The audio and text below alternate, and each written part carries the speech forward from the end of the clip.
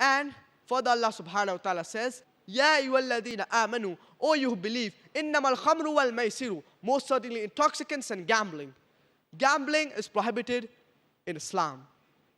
Same thing in the Hindu scriptures. It is mentioned in Rig Veda, book number 10, hymn number 34, mantra number 3, that the gambler says, my wife holds me aloof, her mother hates me. The wrecked man finds none to comfort him. Further, a few verses later, Rig Veda, book number 10, hymn number 34, mantra number 13, play not with dice, cultivate thy land and enjoy the wealth. Further, it's mentioned in Manusmriti, chapter number 7, verse number 50, that a liquor-drink gambler and one who indulges in hunting, these are the worst four kinds of people. Further, gambling is prohibited in the Hindu scripture in several places. Manusmriti, chapter number 7, verse number 47. Manusmriti, chapter number 9, verse number 221 to 228. And Manusmriti, chapter number 9, verse number 258.